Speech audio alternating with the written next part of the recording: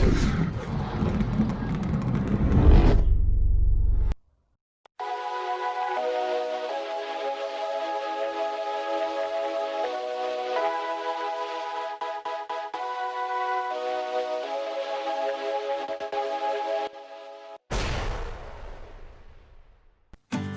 Finance, perkenalkan nama aku Rahel Ayu. Jadi, ini adalah episode perdana dari Podens. Penasaran tuh apa itu Podens? Yuk kita lihat. Podens merupakan program terbaru dari LPM Edens FEB Undip. Podens sendiri merupakan singkatan dari Podcast Edens. Podcast ini akan memberikan topik yang menarik seputar ekonomi, jurnalistik, dan tentunya sangat informatif. Nah, jadi udah pada tahu kan Podens itu apa? Di episode perdana kali ini, kita akan mengangkat tema wajah Indonesia pasca Corona. Nah, tentunya kita juga mengundang narasumber yang sangat informatif dan bisa menambah wawasan kalian semua. Yaitu ada Bapak Abra Elmalas. Bapak Abra ini merupakan peneliti di INDEF, di mana beliau selaku Head of Center of Food, Energy, and Sustainable Development. Dan beliau juga menjabat sebagai manajer ekonomi pada Sekretariat SDGs Pemerintah DKI Jakarta.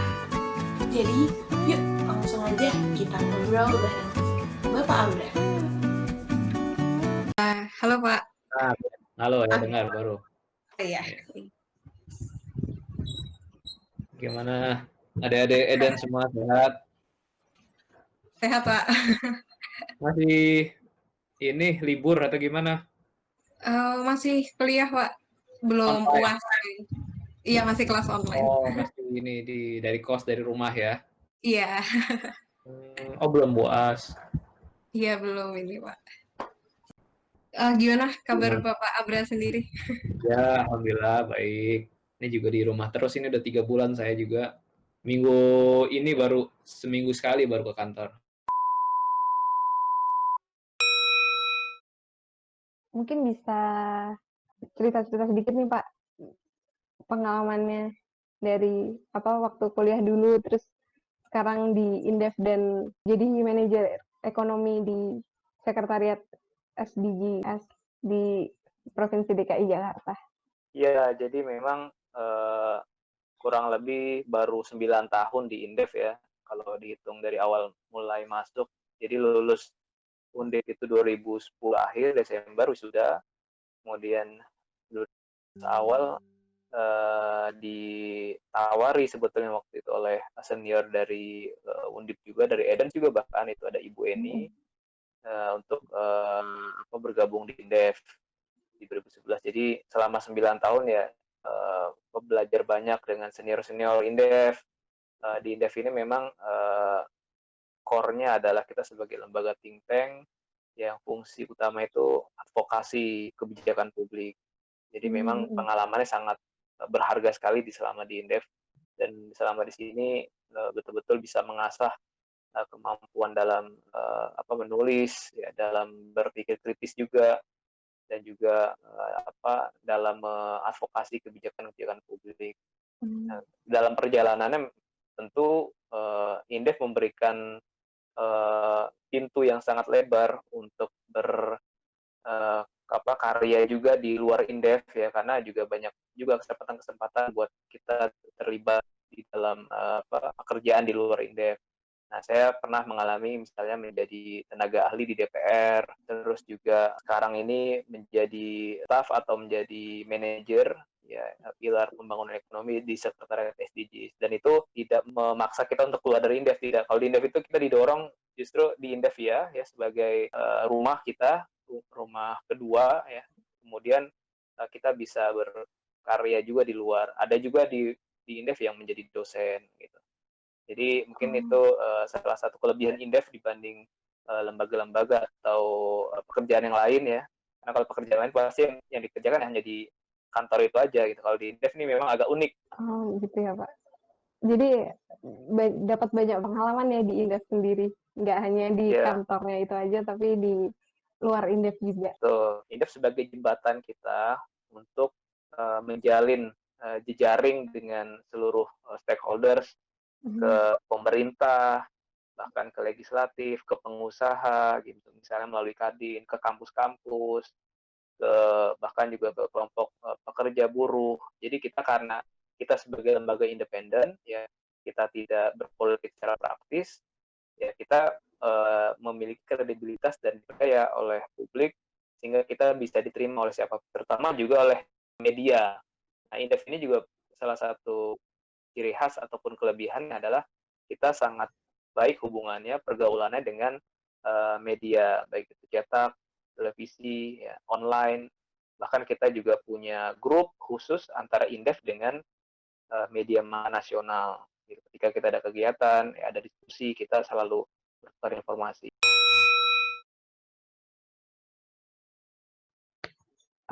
Di manajer ekonomi yang di sekretariat SDGs di Provinsi DKI Jakarta itu mungkin kalau bisa ceritakan sedikit pekerjaan di sana itu seperti apa? Jadi saya masuk bergabung dengan sekretariat sejak awal tahun 2019 lalu, sudah setahun lebih.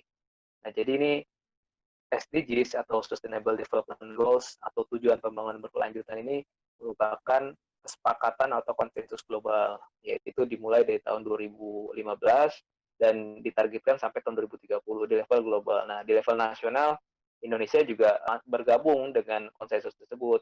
Di level nasional ada juga sekretariat SDGs nasional di bawah Bappenas. Nah, di tiap provinsi didorong untuk juga membentuk sekretariat SDGs. Nah, salah satunya adalah Provinsi Jakarta. Nah, Jakarta baru akhirnya setelah gubernur terpilih baru tahun 2017 ya Pak Anies Baswedan baru membentuk RPJMD sampai tahun 2022 dan juga membentuk sekretariat atau tim koordinator sekretariat SDGs. Nah, sekretariat SDGs ini yang diisi oleh non PNS saya dan ada beberapa manajer lain. Nah, selama setahun lebih ini ya tugas kami adalah bagaimana membantu Provinsi DKI Jakarta untuk mengawal ya dalam proses perencanaan, pelaksanaan dan juga monitoring dan evaluasi dari SDGs. Jadi SDGs ini kan ada 17 tujuan. Nah, seluruh tujuan-tujuan tersebut bagaimana bisa mainstreamkan atau terarus utamakan kebijakan pemerintah dan juga kita punya peran untuk melibatkan non-state actors atau pihak non pemerintah gitu. Itu jadi selama setahun ini tugas kami cukup imbang antara di internal provinsi atau Bapeda dan juga keluarnya gitu. Jadi kita menjembatani, kita sebagai sekretariat SDGs sebagai hub untuk sama-sama bisa mensukseskan SDGs. Sepertinya di Jawa Tengah juga sudah dibentuk itu sekretariat SDGs.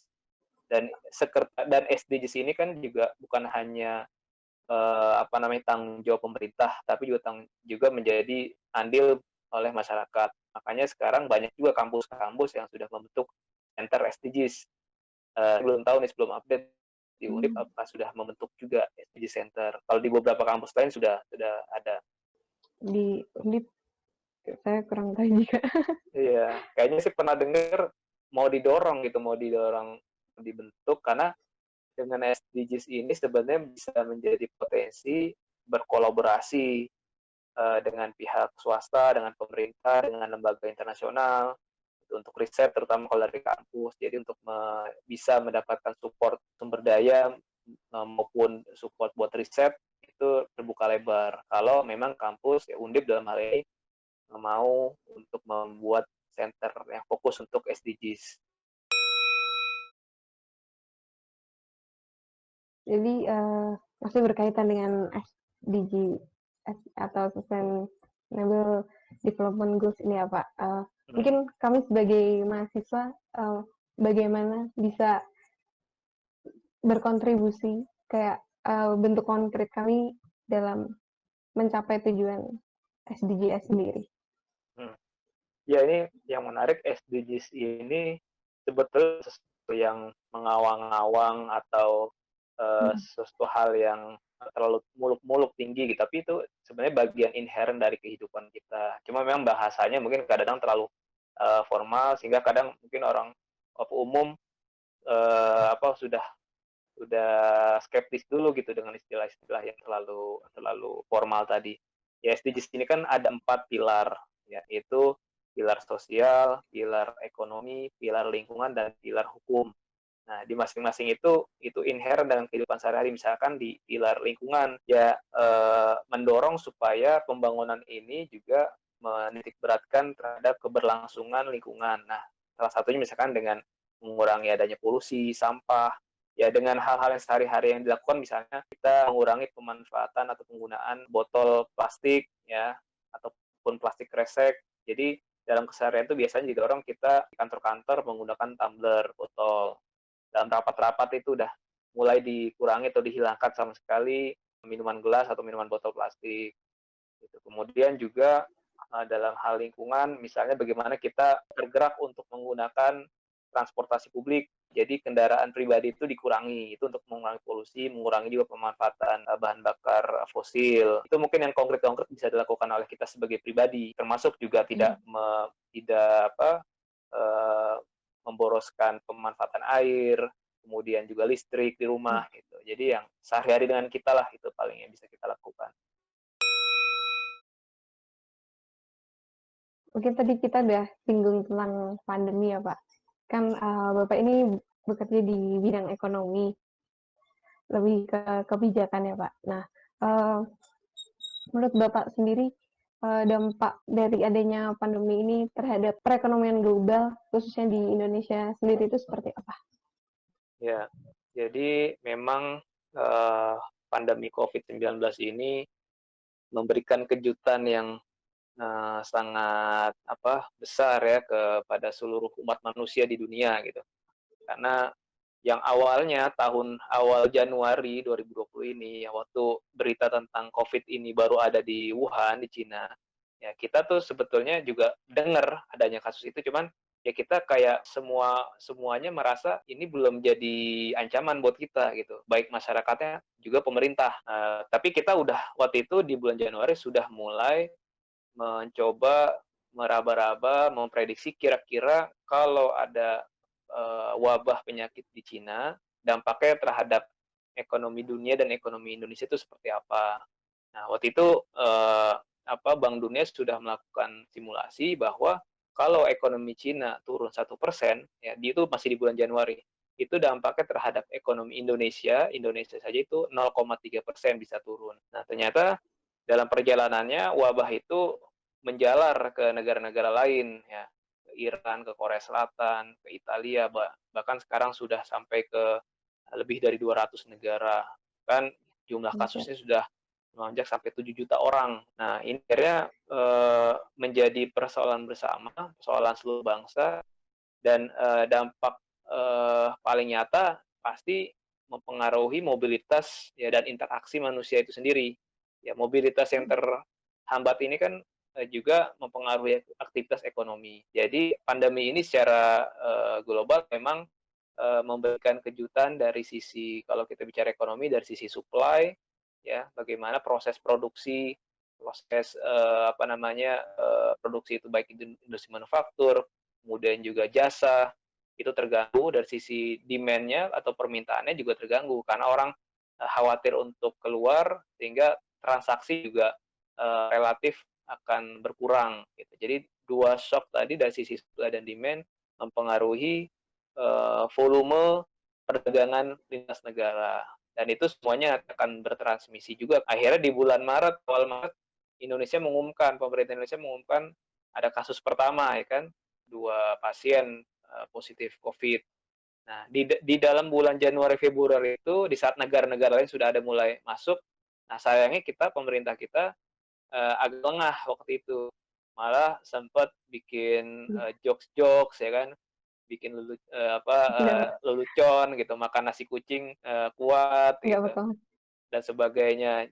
Jadi kurang sigap mengantisipasi kalau Indonesia kemasukan virus itu, pemerintah harus apa. Sehingga akhirnya di bulan Maret itu ketika sudah masuk, ternyata penyebarannya sangat cepat sekali. Bulan Maret, bulan April, sehingga ketika penyebaran itu cepat, membuat kepanikan di masyarakat di awal Maret terutama, ya, itu terjadi kepanikan, masyarakat berbondong-bondong, ada fenomena berbondong-bondong memborong masker, hand sanitizer, alat-alat kesehatan. Saya sendiri ngalamin waktu tanggal 1 atau tanggal 2 Maret ya, ketika ada pengumuman itu langsung sebelum pengumuman saya pribadi sudah sempat berpikir juga, ini kayaknya perlu juga nih beli masker agak banyak nih atau hand sanitizer, takut-takut nanti Indonesia kemasukan gitu. Sudah ada bayangan seperti itu. Akhirnya kejadian, saya coba ngetes pergi ke salah satu hypermarket, coba beli agak sorenya, ternyata sudah habis diborong. Kata kasirnya itu jam 12 siang setelah pengumuman, masyarakat tuh banyak yang beli berdus-dus masker, hand sanitizer, tisu basah bahkan gitu. Jadi itu fenomena yang menarik menunjukkan bahwa masyarakat memang sangatnya mudah tersulut dengan efek psikologis ketika ada suatu masalah. Nah, ini juga menggambarkan sebenarnya psikologis yang juga dirasakan oleh pemerintah ketika pemerintah harus menerima kenyataan ternyata COVID ini sesuatu hal yang nyata gitu. Jadi bukan sesuatu mitos tapi nyata dirasakan. Pemerintah akhirnya juga agak gagap di awal-awal. Di awal-awal agak terlambat menyusun protokolnya seperti apa. Akhirnya baru setelah seminggu 2 minggu kemudian baru itu sudah mulai tarik-menarik tuh tentang wacana apakah Indonesia perlu atau Jakarta khususnya waktu itu perlu melakukan lockdown atau penguncian seperti di beberapa negara seperti di Wuhan. Nah itu dalam 2 minggu itu jadi perdebatan. Indef, saya juga di Indef termasuk yang kita vokal juga waktu itu memberikan masukan. Pemerintah harus segera nih ambil sikap. Ini penyebaran COVID ini bukan hal yang main-main, harus diambil keputusan. Kalau memang dibutuhkan untuk karantina atau lockdown, harus diputuskan segera. Jadi orang nggak bisa keluar masuk antar wilayah yang memang sudah terpapar oleh virus corona. Tapi akhirnya pemerintah dalam perjalanannya yang mempertimbangkan ada dampak selain kesehatan ada dampak juga ke ekonomi, ke sosial, ya akhirnya membuat kebijakan yang di tengah-tengah yaitu membuat kebijakan pembatasan sosial berskala besar atau PSBB itu sebagai jalan tengah tadi supaya ekonominya masih sebagian masih bisa jalan sektor tertentu tapi kesehatannya masih bisa dikawal. Nah PSBB sudah berjalan dalam hampir 2 bulan belum selesai belum menurun kasusnya bahkan trennya meningkat hari ini ya kalau kita dengar berita tuh sudah rekor kasus positifnya tembus 1.200 orang. Sebelum-sebelumnya itu 300, 500, kemudian tembus 1.000 kemarin, hari ini 1.200. Nah, tetapi kita sudah memasuki euforia baru. Pemerintah sudah menarasikan situasi baru, kita akan memasuki situasi normal atau norma baru. Walaupun dengan protokol-protokol yang dijanjikan akan ketat, tetapi realitasnya kasusnya terus bertambah. Nah, jadi saya pikir perkembangannya adanya COVID-19 ini di level global maupun di nasional ini masih menjadi musuh bersama, musuh yang sangat besar, dan ini sama sekali belum menunjukkan tanda-tanda perbaikan. Yang sayangnya juga di saat negara-negara lain sudah relatif berhasil melewati kurva itu flattening atau menurun, sudah memasuki puncak dan menurun, ya sehingga mereka wajar ketika mewacanakan adanya pelonggaran. Nah di Indonesia ini belum ada titik puncaknya belum kita lihat, kita tuh belum menurun. Nah di saat kita belum menurun tapi kita sudah terpaksa untuk melakukan pelonggaran. Nah itu juga akan sangat membahayakan juga buat Indonesia dari sisi kesehatan buat keselamatan masyarakat, dari sisi ekonomi. Ya, memang naik terus ya, Pak. Iya nih. Belum tahu kapan pandeminya berakhir. Sudah masih gelap. Seperti yang tadi Bapak bilang kan Indonesia, pemerintah pasti kan mengeluarkan kebijakan ya Pak. Mungkin dari sisi ekonomi untuk mengatasi perlambatan ekonomi ini kan pemerintah mengambil kebijakan baik kebijakan fiskal maupun kebijakan moneter juga. Mungkin kebijakan fiskal seperti apa yang sudah dilakukan Indonesia dalam masa pandemi ini? Jadi memang dampak dari COVID ini terhadap ekonomi ya di Indonesia khususnya secara makro memang sangat lumayan besar. Jadi sejak COVID masuk ke Indonesia, beberapa lembaga internasional dan juga pemerintah sendiri sudah melakukan proyeksi kira-kira pertumbuhan ekonomi Indonesia di tahun 2020 ini akan sebesar apa gitu. Jadi ini misalnya beberapa lembaga internasional seperti JP Morgan memproyeksi ekonomi kita tahun ini minus 1,1%. Kemudian ada di Economist Intelligence Unit juga memprediksi minus 2,2%. IMF pun memprediksi ekonomi kita akan terkontraksi. Pemerintah pun ya walaupun membuat dua skenario, ada skenario berat, itu masih agak optimis ekonomi kita tumbuh 2,3%, tapi ada juga pemerintah menyiapkan skenario sangat berat, bisa minus 0,4%.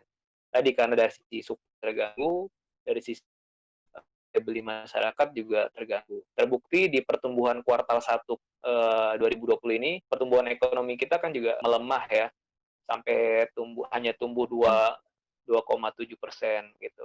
Nah ini kan mencerminkan bahwa tekanan terhadap ekonomi kita tidak main-main ya. Bahkan tadi pertumbuhan kuartal 1 2,7%, sedangkan Januari sampai Maret itu kan relatif COVID itu masih baru ya, baru di Maret gitu. Jadi di kuartal kedua dan selanjutnya ini yang diperkirakan akan semakin dalam perlambatan ekonomi kita. Nah, untuk itu supaya bisa mencegah jurang perlambatan ekonomi di Indonesia yang lebih dalam, nah, pemerintah tentu memiliki kewajiban juga untuk menangkal tadi dengan dari sisi fiskal mengeluarkan kebijakan-kebijakan. Nah, kebijakan-kebijakan yang dilakukan oleh pemerintah atau stimulus yang dikeluarkan oleh pemerintah tentu punya beberapa saluran ya. Kan kalau kita lihat struktur ekonomi atau sumber pertumbuhan ekonomi itu kan paling tiga ada yang terutama ada dari 3 sumber ya, dari konsumsi rumah tangga yang sampai 55%, kemudian juga dari investasi swasta, kemudian juga dari belanja pemerintah. Nah, yang pertama stimulus untuk menjaga daya beli masyarakat ya, untuk mempertahankan konsumsi rumah tangga itu pemerintah sudah mengalokasikan beberapa kebijakan ya, dari sisi kesehatannya juga sudah itu sampai 87 triliun, ini yang paling terakhir ini angkanya.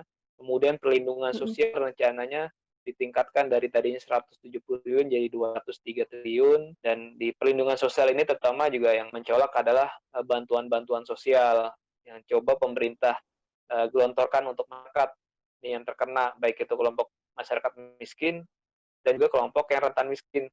Nah, yang pasti teman-teman paham bahwa yang tadinya kelompok masyarakat rentan miskin ini mereka masih bekerja. Tapi karena adanya COVID, banyak saudara-saudara kita yang akhirnya harus di PHK, harus dirumahkan ya karena tidak bisa melanjutkan pekerjaannya lagi, sehingga tadi rawan untuk masuk ke rentan miskin, sehingga mereka tidak ada sumber penghasilan. Kemudian juga ada program selain tadi PKH, kemudian bansos, kemudian juga bantuan pangan, ada yang terbaru program kartu prakerja. Yang ini juga menuai polemik ya, karena dianggap kartu prakerja ini sebenarnya tepat dan efektif nggak sih untuk menyelesaikan tantangan yang ada. Karena kan tadi PHK-nya banyak meningkat, tapi yang dibutuhkan oleh para korban PHK ini sebenarnya sumber pendapatan buat mereka bisa melanjutkan hidup kan. Jadi bukan buat dalam jangka pendek, bukan buat bekerja. Gitu. Tapi pemerintah dengan dana 20 triliun itu tetap melakukan program kartu prakerja ini yang sudah berjalan di 3 gelombang kalau tidak salah. Nah itu dari sisi konsumsi. Nah dari sisi supply-nya, pemerintah punya perhatian juga buat menyelamatkan pelaku usaha yang mayoritas adalah UMKM. UMKM ini porsinya ada sampai 95% terhadap penyerapan tenaga kerja di Indonesia. Nah, jadi makanya stimulusnya juga diarahkan ke UMKM. Nah, melalui apa? Melalui dari sisi pembiayaan kredit. Kan banyak UMKM yang akhirnya mereka mengalami penurunan omset, kerugian. Mereka nih terancam nggak bisa bayar cicilan kredit ke bank, ataupun ke lembaga keuangan, ataupun ke BPR. Nah, pemerintah ya dengan alokasi anggaran tadi mencoba meringankan beban mereka, pelaku UMKM. Jadi misalnya mereka yang harusnya bayar nih dalam 3 bulan ini bunganya itu diperbolehkan untuk ditunda. Bahkan kalau bunga itu bisa didiskon gitu untuk UMKM. Kemudian pokok utangnya bisa ditunda sampai 6 bulan. Itu dari untuk UMKM. Kemudian juga ada juga insentif dari sisi pajak. PPh final UMKM juga itu dilonggarkan gitu, diberikan relaksasi juga. Kemudian bukan hanya UMKM, korporasi-korporasi besar juga mendapatkan jatah nih buat stimulus, baik itu swasta dan juga BUMN. BUMN ini juga termasuk yang mendapatkan alokasi anggaran atau stimulus yang besar, karena BUMN-BUMN banyak yang mengalami tekanan keuangan. Contohnya misalnya Garuda Indonesia, kan selama COVID ini kan penerbangan relatif menurun drastis kan. Nah, sedangkan mereka tetap harus bayar sewa pesawatnya, bayar gaji pilotnya, bayar gaji pramugari, pekerja semua. Tetapi penerimaannya berkurang drastis gitu. Jadi ada cash flow-nya negatif. Nah, ini juga mereka berharap bisa dapatkan support dari pemerintah dan juga BUMN-BUMN lain.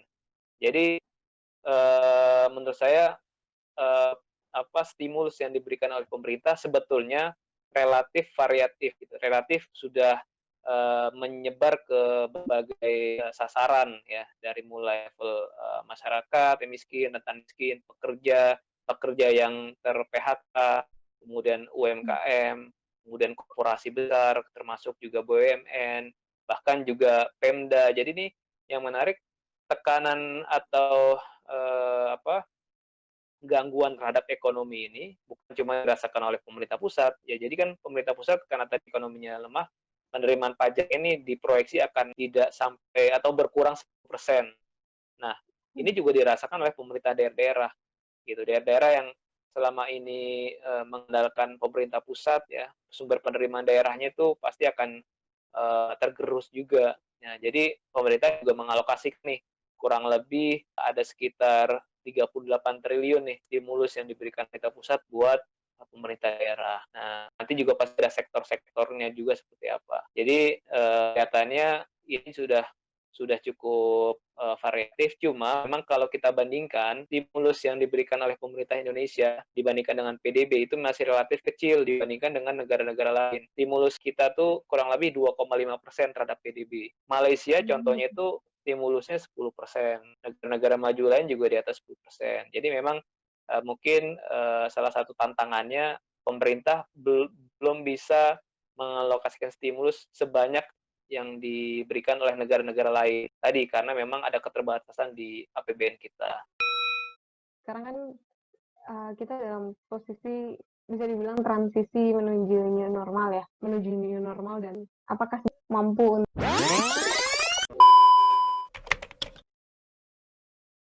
melaksanakan new normal itu sendiri? Bukan hanya new normal, tapi juga new reality, model kurva recovery. Dunia usaha sudah menjerit semua, menerbitkan global bond, meminta pemerintah supaya 100% bisa hiperinflasi, medium buat penularan COVID.